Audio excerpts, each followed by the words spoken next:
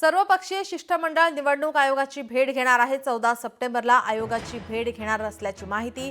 शिष्टमंडळात ठाकरे बंधूंसह शरद पवार सकपाळ यांचा समावेश असणार आहे। निवडणूक आयोगाला भेटणे हे औपचारिकता काय ते काय करत नाहीत। आमचे प्रश्न आहेत, शंका आहेत, काही रहस्य आहेत, त्याचा उलगडा निवडणूक आयोगासमोर करावा लागेल। आमच्या भूमिका त्यांच्यासमोर मांडावे लागतील। लोकशाही व्यवस्थेने निर्माण केलेली एक संविधानिक व्यवस्था आहे आणि त्या संदर्भात आता 14 सप्टेंबरला आयोगाची भेट घेणार असल्याची माहिती। शिष्टमंडळात ठाकरे बंधूंसह शरद पवार सकपाळ यांचाही समावेश आहे।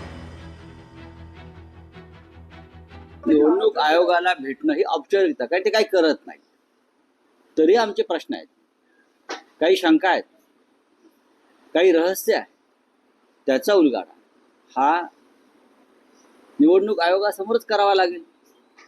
आमच्या भूमिका वारंवार त्यांच्यासमोर मांडाव्या लागतील। ही लोकशाही व्यवस्थेनं निर्माण केलेली एक संविधानिक व्यवस्था आहे। 14 तारखेला दुपारी 12:30 वाजता राज्याचे मुख्य निवडणूक अधिकारी चोखलिंगम यांच्याकडे एक सर्वपक्षीय शिष्टमंडळ जाईल। त्याच्यामध्ये माननीय शरद पवार, माननीय उद्धव ठाकरे, प्रदेश काँग्रेसचे अध्यक्ष माननीय हर्षवर्धन सकपाळ, त्यानंतर मनसेचे प्रमुख राज ठाकरे सुद्धा या शिष्टमंडळामध्ये सहभागी आहेत। जयंतराव पाटील असे सगळे सर्व पक्ष आम्ही अबू आदमी यांना आमंत्रण दिलंय। राज्याच्या निवडणूक आयोगाचा विषय आहे आणि प्रत्येकाच्या काही समस्या आहेत, भाजपच्याही आहेत।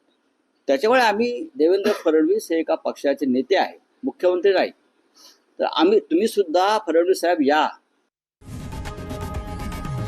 लोकशाही मराठी ऐका, पहा, जागरूक रहा।